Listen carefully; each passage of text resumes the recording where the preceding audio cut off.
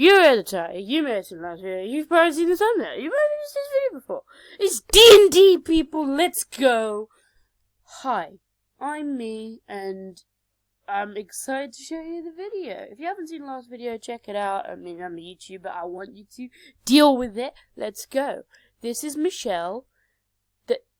They are the DM, and I just want to say thank you to Michelle. I mean, I know I've said it like twice or 3 times before, but this session was the best we've run so far. So, normally the sessions we run from 2 to about 4, half 4. This one ran until 6. Normally we play for like 2.5 hours. We played this for 4 hours. Actually, 4 hours. We played for 4 hours straight. We played Dungeons and Dragons for 4 hours straight. Because we're nerds. Moving on. So there is some bullshit that happens in this episode. And we'll get on to that. It happens near the end. And Michelle, you will pay for this. Maybe. I don't know. Anyway, here we go. For those of you who didn't see the last video and just need a little bit of setup, this is Etch. This is my character. So yeah, he's a Warforged Aarakocra. If you don't know what that is, it's a Robo-Burb. And yeah, he's a magic fighter. It's pretty dope. Anyway, this is Jakar. He's a barbarian, a Goliath barbarian, which is basically just a giant. And this is my brother's character, and he always plays him because he's basic. This is Louise.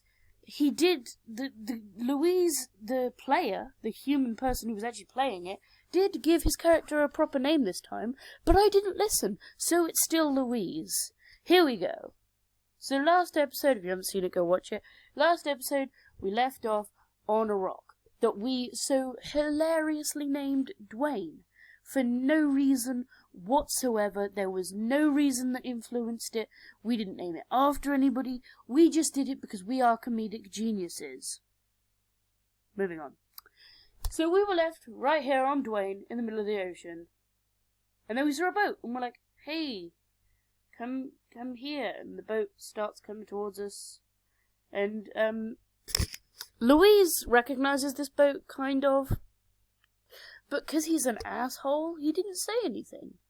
So we celebrated, woohoo! And we got on the boat, and off we sailed twice as fast because I didn't have anything to say during this bit. So the people on the boat are Marines for a place, and they put us in the brig. And it is really dark, and but Jakar cannot see he can't see in the dark, so he just thinks it's a dark room. And we know it's the brig, but we're not going to tell him because we think it's funny. Anyway, so we know we're on a ship, and it's going to be a few hours before we get anywhere. So I'm like, let's take a long rest. So we all take a long rest, and I take out my reading material. Go check out the last video. And I go into the corner and read.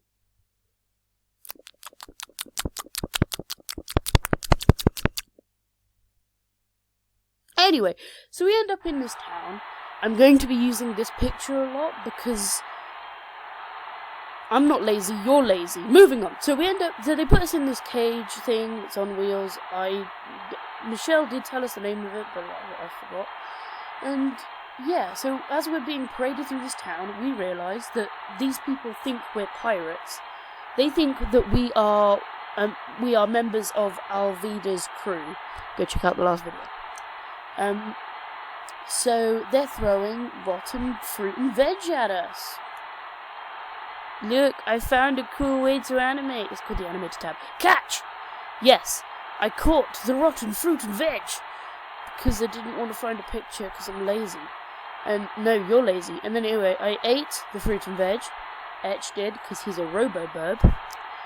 Unfortunately, he vomited because it's rotten. It had maggots in it and worms and crap. So yeah, he was fine with the worms because he's a burb. But not with the maggots or the rot and stuff. Moving on. So we end up in the prison, which looks suspiciously like the brig, but I'm not lazy, you're lazy. Anyway, so there's a guard standing, like, on watch, like, just outside the cage, and I didn't forget to put bars in, you did. And so I'm like, hey, I'm gonna bribe this guard to open the door with my reading material. So I show him my reading material and go, it's all yours if you open the door. I'm like a library though, so I will be asking for it back. He sees this and is like, he instantly goes into this monologue about how he's been hiding his sexuality, because although in our society it's okay to come out as gay, in most societies, it's not in this one, because why not? So he takes the material and opens the gate. I forgot to animate that bit. No, I didn't, you did. And so as he's reading, I just like run past and head upstairs. As I arrive upstairs, I see a guard. The bit in the middle is meant to be like a wall thing, and I do look round it to see the guard, and there's some guards outside as well, but they seem preoccupied. Down here, Louise comes out as well, and for no reason at all, sticks his hands into the guard's trousers. It's getting kind of busy down there. And he grabs hold of the handle of this guard's and begins to unsheath it from his trousers and pulls out the guard's sword. Dirty-minded pricks. So G'Kar runs over to the door and he's about to run upstairs, and I'm like, hey, don't come up here. There's a bunch of guards out there, up here and stuff. So, yeah. And then we just hear this. My dick! Ah! Ah! Smack! It turns out that while I was up there talking to G'Kar, Louise thought it would be a good idea to do this.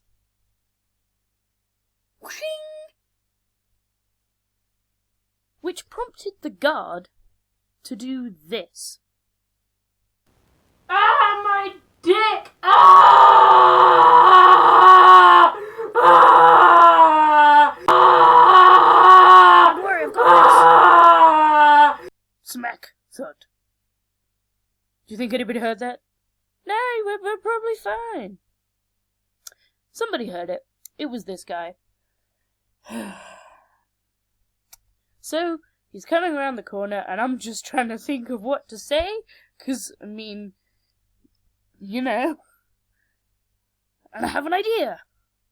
I just look at him and I go, whew, I would not go down there if I were you. I mean, I lent him my magazine and the sounds I'm getting, you know. He doesn't believe me, so, you know, he's about to try and kill me, so I just do the only thing I can think of.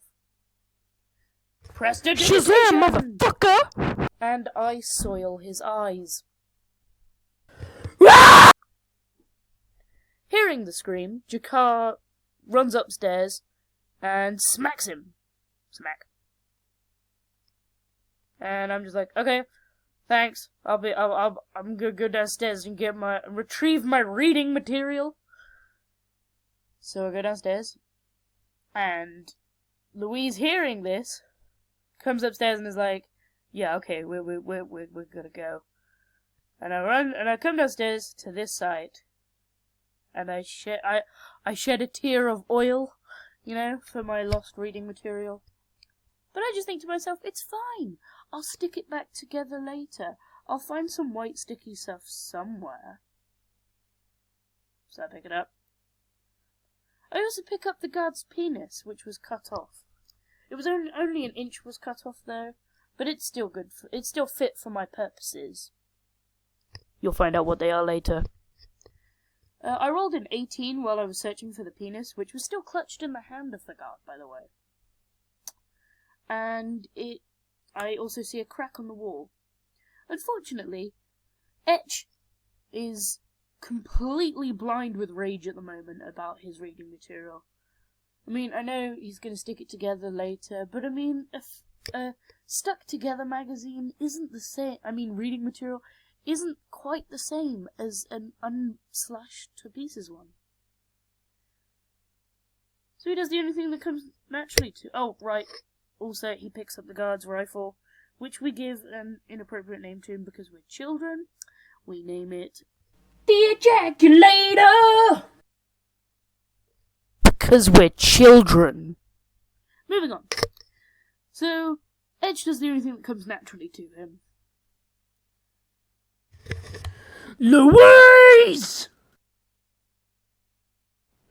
You're gonna fucking die! Death will come to you! And Jakar just says, you're gonna need this. And he picked that up from the guard he punched. He smacked, even. And Louis is like, don't worry, I have an idea of where we can get help. And he runs into the courtyard. And he's like, hey, there's a guy trying to kill me, could you guys help?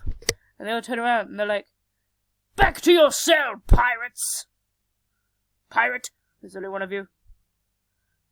And he's like, I'm not a pirate, I'm a smuggler. That's right, he ran into a courtyard full of Marines, which are basically police, and screamed, I'm not a pirate, I'm a smuggler. So, you know. Then Jakar comes in and just, like, terrifies the lot of them. And then they all just get in there. The hyenas are there, you know. The hyenas belong to Helmeppo. That's the purple guy up there. Jakar just, like, smacks them. Meanwhile, I'm down here, and it may look like I'm doing something weird right now, but I'm not. I'm just ripping the head off a guard. Rip. And I run upstairs because I have my plan of how to deal with the guards I saw. Not knowing that there's a bunch of other stuff in there as well. So I run up. This is my plan to deal with Louise as well, by the way. I run up, and I use shape water to pull the water out of the brain of the head, and then, like, put it into the head's mouth. I then fly forwards. This is all in one action, by the way. And I use bonus action to cast Prestidigitation and cast a non-magic object. Shazam! Boom! That is a handful, a fist-sized lump of Francium. To those of you who don't know what that is, learn chemistry, you dumb shits. Anyway, so I put it in the mouth of the head, and I think you can guess where this is going. By the way, it's coated in oil, so it doesn't react with the air. And I run in, and I'm like, don't worry, I've got this, you're all going to die! And, Zorro? That's this guy. He's a pirate hunter. He's pretty cool. Anyway, he's got this ability, it's called, like, Frightened Creature or something. And basically, if a creature within 120 feet of him, he can pick creatures that are within 120 feet that are petrified for a round. And so, that's what happens, 'cause he's kind of terrified of the flying robot bird that just flew into this room screaming, you're all gonna die while holding a bloody head. So, you know, Etch hits the floor. I've just put him a little bit further down so that, you know, he's out of shot. Anyway, so Zorro asks for a sword, and Louise like, here! And basically just throws it at Zorro's head. Zorro, like, narrowly avoids it, and it sticks in the wood of the crucifix. He uses it to cut himself free, and then we're like, yes, it's time for combat. And then this happens. Whing! Yes, that's right. In one swish, Zorro took out almost all of the enemies. He left Helmeppo, and there was one guard left. Jakar stepped forward, and instead of using his action to kick the head, the about to explode head that is in my hands, because I'm like, get this thing away from me! And so he picks me up and throws me at the car. Bang! So, that's what happens. Helmeppo gets off his podium, and I'm there, taking quite a bit of damage, because I was holding an explosion. Jakar runs forwards, and literally just picks Helmeppo up with, one hand. I get up and I'm fine. Rika, the little girl, runs off to get Zoro's swords, and Louise goes with him. I run straight at Zoro, and I'm like, dude, what the hell? And Zoro's like, and just walks off. I know he doesn't like me. And that is not gonna get better. So I step forwards. It may look like I'm breaking the fourth wall here, but I'm not. I'm just, looking through the door of the other room. I just didn't want to have to, bring that all through. Anyway, I hear Louise and Zoro talking about how Helmeppo's dad doesn't love him. And his mother is dead, long ago. So, I walk back, and I have my plan. Etch pulls out his nose flute! For those of you who don't know what a nose flute is, it's a flute you play with your nose. And yes, I bought one specifically for this D&D session. So Etch steps forwards, and begins to play his nose flute. Now, before I play the nose flute, I just want to say, Etch thinks that he is the best nose flute player. He thinks that he's a bard. He thinks that he's that level of good with the nose flute. That he thinks that basically he is God of nose flutes.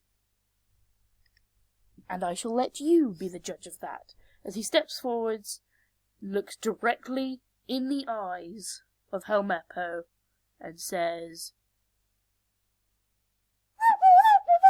your parent doesn't love you. Your parent doesn't love you. Your parent doesn't love you. Your mother is dead. And he just doesn't believe him. But Helmeppo is just like, nah, my dad loves me. He loves me so much because I'm his little boy. And, I mean, I'm trying to explain to him, your parent doesn't love you, but it's just not helping. And then Jakar and oh yeah, this is my dance, by the way. I forgot I animated this. Great. Okay. Anyway, Jakar just throws him into the medical room, which is it's just at the end of the courtyard. You can't see it in this shot because you're lazy. And Helmeppo just he's just instantly unconscious. I run to Helmeppo because I'm gonna do some stuff. And Jakar goes to talk to Zoro. So I run forwards and grab hold of Helmeppo's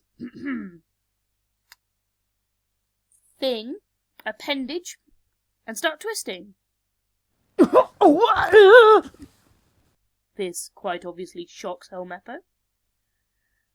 And I keep twisting. And hang on, let me get my notebook out. I've written down the exact lyrics as I pull out my nose flute again and begin to sing. Let go, please. Your parent doesn't love you. Let go, please. I've got you by the balls. Let go. And then as he swings his attack, and I dodge, I go, your attacks are futile. And I twist again, prompting a little bit of response. Meanwhile, Louise is coming to hear what these strange sounds are. They kind of sound like painful and a little bit of pleasure. We can't quite pin down which one it is. So he comes running and he's like, hey, stop torturing him and kill him already. If his dad doesn't care, then we can't even use him for ransom. Let's just kill him. And I'm like, but I'm having fun. And he's just like, fine, I'll do it. Bang! Ah! And I was like, dude, And I start twisting again. And just bang! And Helmeppo's dead. Meanwhile, by the way, Jakar and Zoro are searching the upper floors. Whee! Jakar goes into the storeroom and gets a full month's supply of food for one person. He comes back out and yeah, they find some stuff. Yeah, they did it. Yeah. If you're wondering, so basically, I ripped off Helmeppo's appendage, and Louise, feeling a bit uncomfortable, decides to leave. I feel like now I should explain why Etch has been, collecting people's peni. Because I explained it at this point in the game as well, to the other players. Basically, Etch has a replaceable genital slot in his groin, which means he can integrate other races' genitalia into his own body. So as long as he can collect them, he is able to have sexual intercourse with other species. And he is a man of fine taste, and since he wants to know he wants to know which species is best at lovemaking, so he is collecting all of them.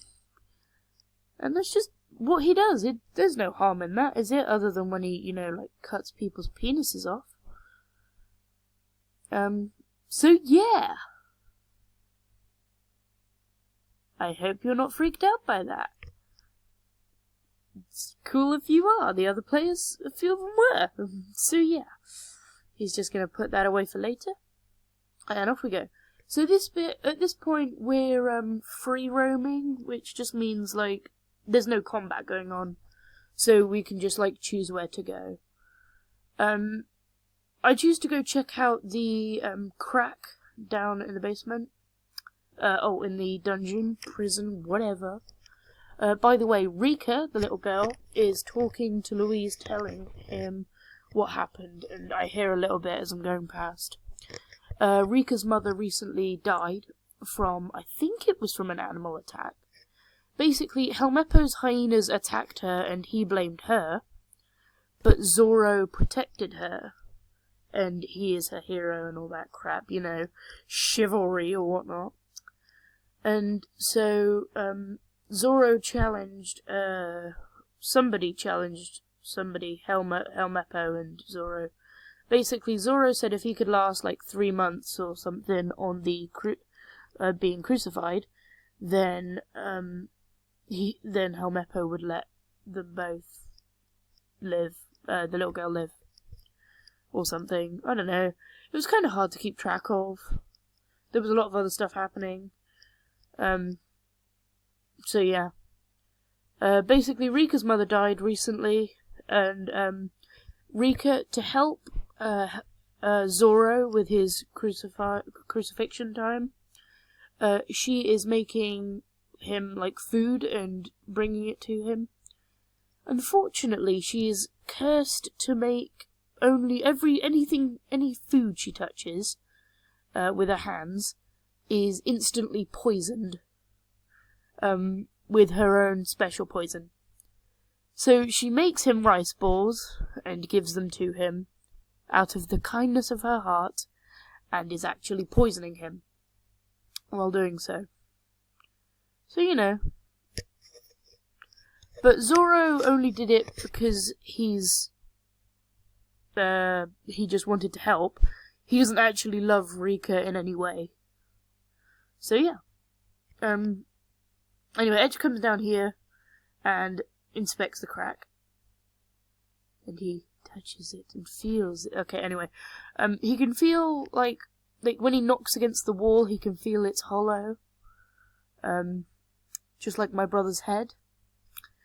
And decides to, smash through it.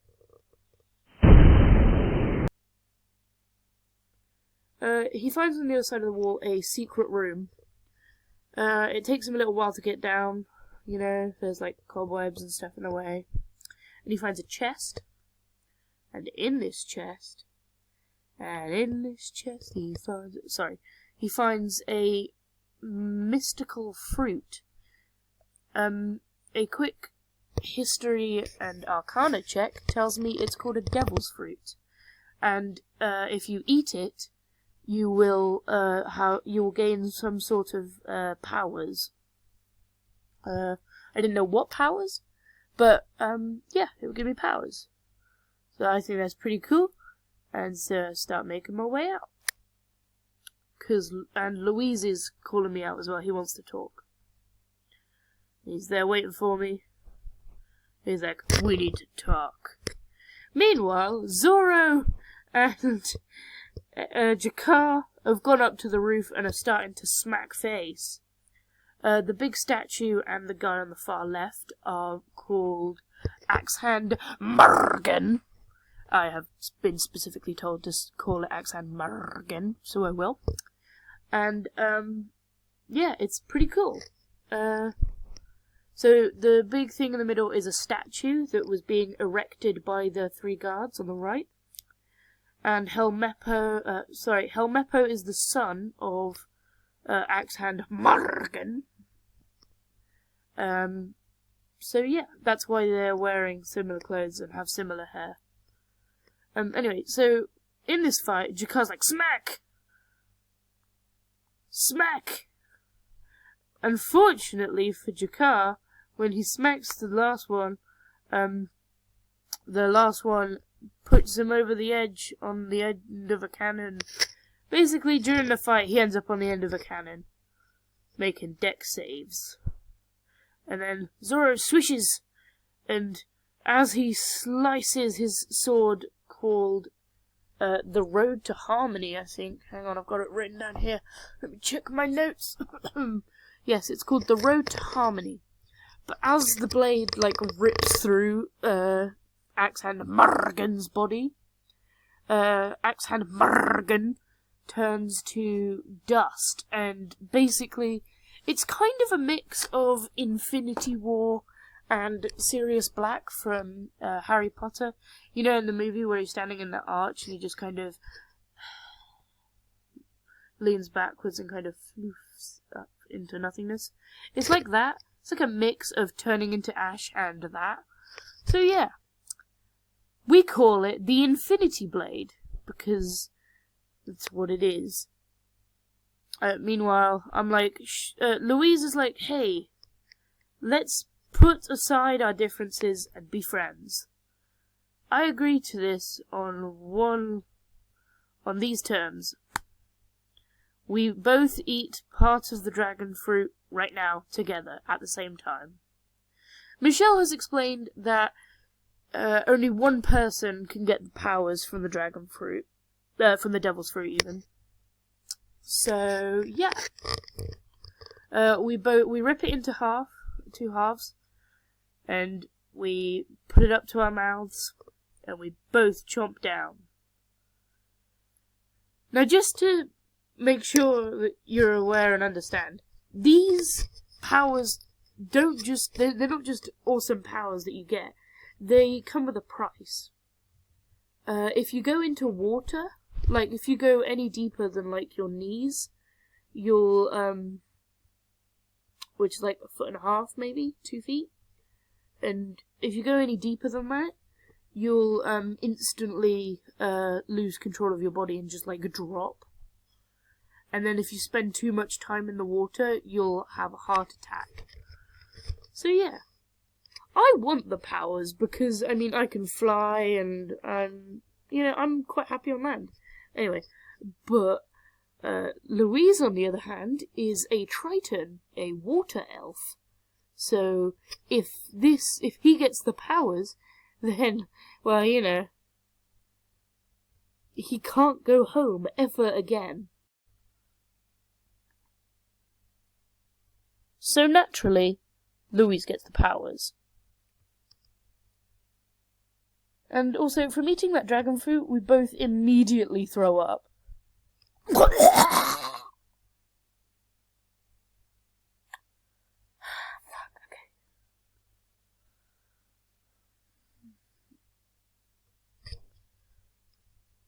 So naturally, Louise gets the powers.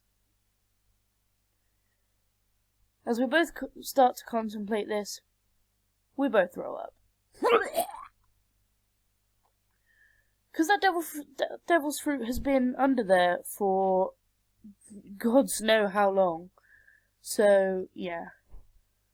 As Louise starts to realise what's just happened and get the information on what new magical powers have come with the fact that he's unable to ever see his family and friends again unless they come to the surface, I just gonna leave him to that. So I do.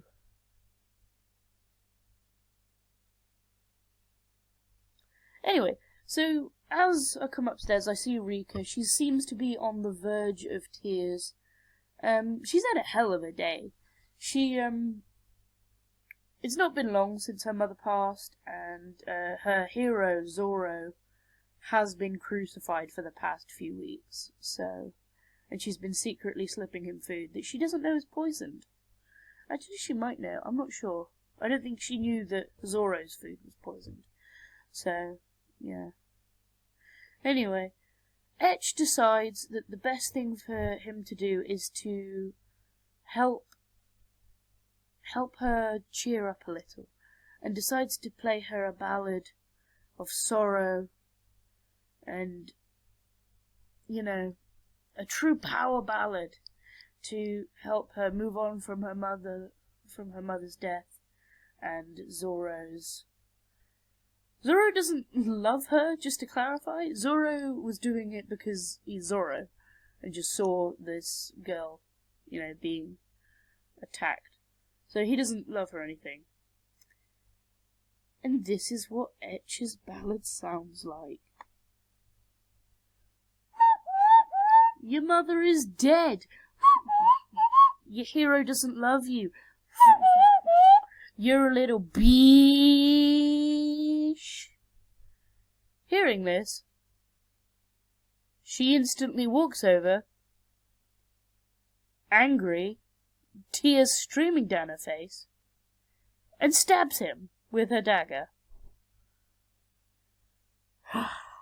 This dagger is coated with olive oil, which she prepared herself, so obviously it's poisoned. Although, Etch is a robo-burb, so the poison doesn't really affect him too badly. But, he was just stabbed, and she rolled really high on that damage. So, he's kind of like, ow! And then Louise comes up and sees me swearing at this little girl and kind of bleeding. And is like, hey, what's going on? And I'm like, that little bitch tried to kill me, and now now I shall have my revenge. And he's like, no, you will not hurt this little girl. And I'm like, I'd like to see you stop me. Shazam! And he uses his powers to oh, hang on, what happened? And he uses his powers to block the magic missiles that I cast. Because his powers are similar to Jake the Dog's or Mr. Fantastic's, which means he can basically stretch his body. He can do it up to 50 feet in any direction. Unlike them, though, it hurts like heck when he does it. Because, well, it's like literally his body is just kind of ripping itself apart to do it, so yeah. Seeing him take the hit for this girl, I'm like, you won't stop me this time! Pew! And he just creates a wall. By the way, this is where the bullshit starts happening, because, he should have at least had to make a dex save, and, magic missiles are supposed to be a hit no matter what, but that doesn't matter. So I just keep blasting this guy with magic missiles. Meanwhile, up here, Zoro's just kind of... So the guard, waves his sword, and Jakar falls off the edge. Zoro just infinity blades the guard, and hears Rika screaming, or crying at the very least, and jumps the wall. Down here, I literally have just blasted Louise at this point. Boom! Oh look, it's G'Kar. And he just kind of goes, "Excuse me," and runs back upstairs to the roof. And then Zoro comes down. Louise kind of, as a wall still kind of moves to the side, and G'Kar and Zoro comes forwards, draws his swords, and just whizzes around. Completely wrecks my face. Like, in that one move, I was dead. I think I got a natural 20 on my death save though, so I was like instantly fine. Louise unwalled himself, and Zoro turned around to, try and intimidate Louise. And while this was happening, I woke up again. I'm up, and I was about to magic missile her, but then Louise comes over and just picks me up by the wall and goes, "Do not harm her," and I'm like, "Make me," and he just pushes me through both walls. He pushes me 50 feet through a concrete wall, and then through another concrete wall into the town. So he goes over to Zoro and him go over to make sure Rika's alright. I fly back and I'm like, "Haha, try and stop me now!" And he dives in the way. And, he's kind of injured.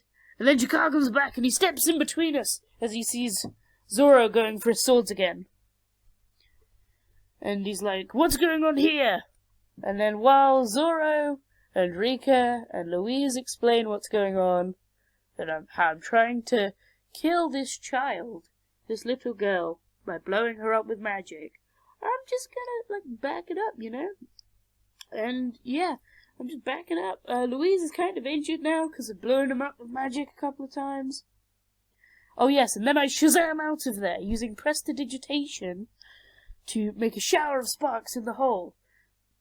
And then I just run down the road. Nobody stops me, so, yeah, there I go, running off into the distance.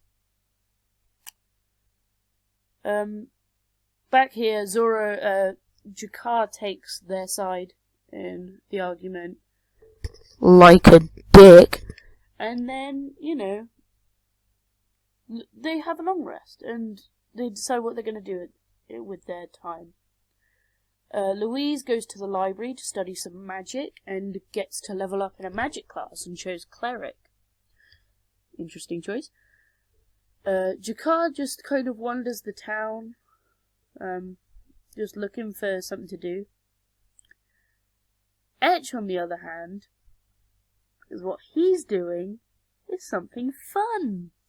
He waited for the party to take Rika home. She has an apartment and everything.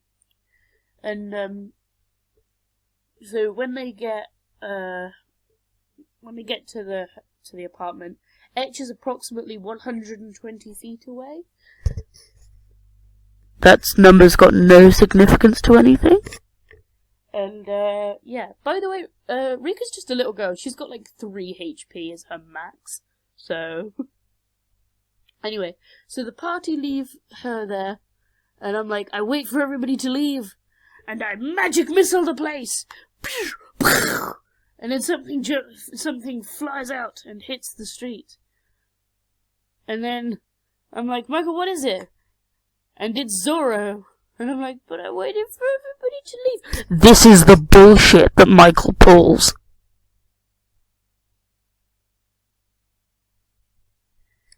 And yeah, Zoro just goes booking it in the other direction, I will get you, magic user! In the complete wrong direction. Leaving Rika there, directly in magic missile range. and she's just an open target. And I just... pew! But no. There's some more bullshit to be had. So what actually happened is, as I blasted, lightning strikes! And some green dude is there like, do not harm or kill the little girl. If you do, I will kill you, or some bullshit, and that Michelle made up. And then he disappears on the wind. And I just leave. Meanwhile, Zoro caught up with Jakar, and they've gone to the park. They're doing this completely admirably, by the way. They're searching the town for magic users. They are doing this in a completely sensible manner.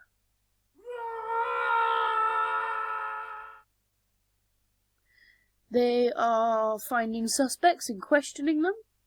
Hey, you! Do you know anything about magic? Tell us! Tell us what you know! Tell us what you know! Rah! And, you know, really, they're just being really, really smart about how they go about this. Get the tree! Get the tree! I bet it's a droid! I bet it's a droid! Smack. Rah! Get the trees! Rah! You know, they really are. They're doing the right thing by Rico, without a doubt. Hey, wait, Zoro. Do you think maybe we're doing something wrong? Like, do you think we could be doing something? You know, is this the right thing to do? Of course, it's the right thing to do. What else could we possibly be doing? I mean, we're running around a park aimlessly, smacking things as hard as we can, and killing children and animals and dustbins. What else could we possibly be doing? Fair point. They are completely honourable and highly intelligent.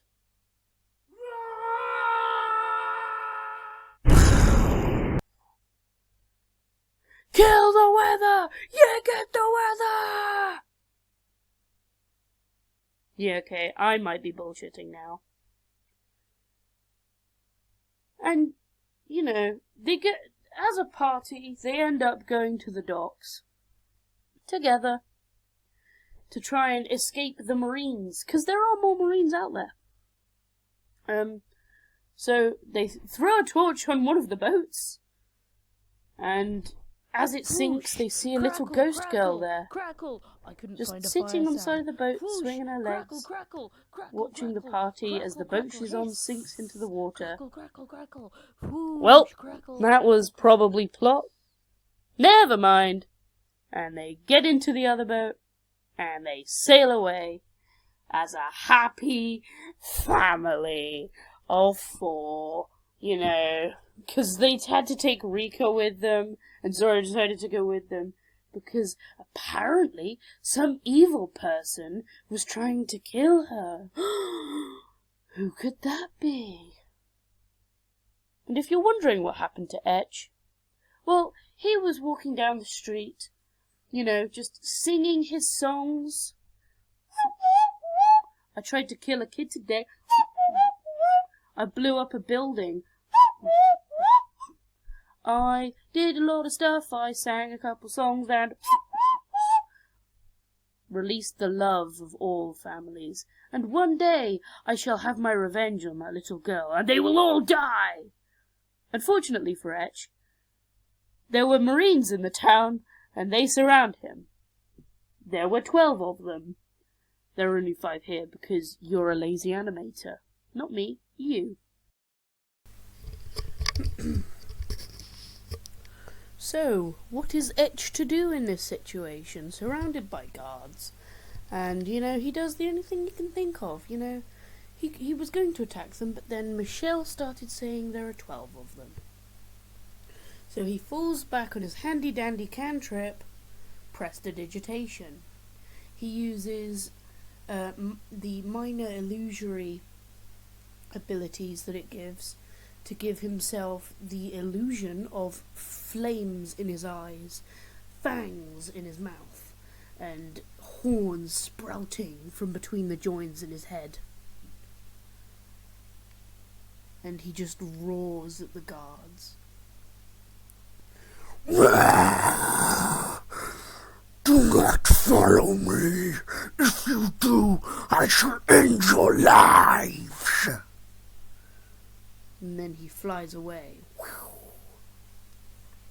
He rolls a 16 on intimidation and I think an 18 on stealth. So basically they're all terrified and he just disappears. He and disappears. What lies in the future of Etch? Only Michel knows, for he asked me to give him Etch's information. And that is where our session met its end.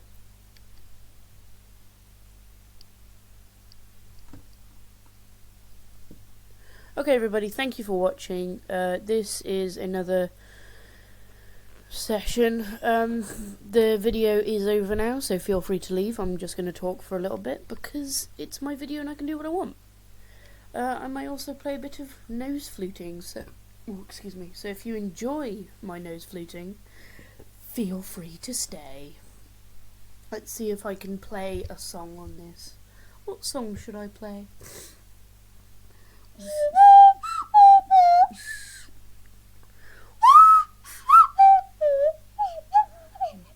That was supposed to be We Are the Champions, but I've only had it for like a couple of weeks and well yeah, I'm not great at it. Haven't had much of a chance to practice with college and everything.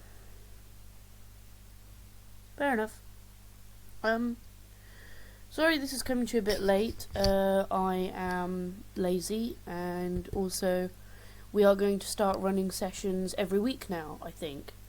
And if that happens, then these episodes are going to get a little bit less detailed, and I will bring them out every 2 weeks. And yeah, so I hope you enjoy. You may not see me for a couple weeks, so that I can get a few in the bank, maybe. Or maybe I'll just keep rolling them out as they come. Like hell. Anyway, have fun. Guess it's the end of the video for reals now. If you did make it this far, I want you to comment into the comment sections RIP headphones and then the number 32 and then colon 12. Don't know what point in the video that is, or even if it is a point in the video, but that's what I want you to comment. Okay, thank you, bye! And for those of you who want to know a bit more about Etch and why he did what he did, he's not evil. From his perspective, his singing to Rika was a polite and the right thing to do. He is very...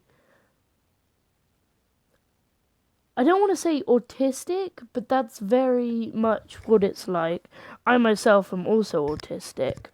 I don't think anybody's actually listening to this, so I'm going to continue talking anyway. People assume that Etch is the bad guy, and he is actually apparently going to be making an appearance as an enemy in the campaign, which I am really looking forward to. Get on it, Michelle. And, yeah. I just wanted to say, he's not a bad person. From his perspective, he played a song on the nose flute, a beautiful song, regaling the past happenings for Rika, that was meant to cheer her up and help her move on, and then she stabbed him.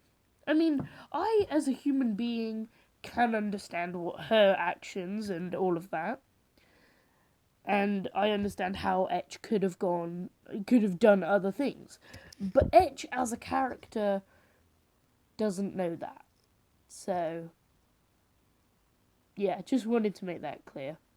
Also, Voldy, if you're watching this, Shazam, bitch, die in a fire. You're gonna get smitten and smoted, you son of a...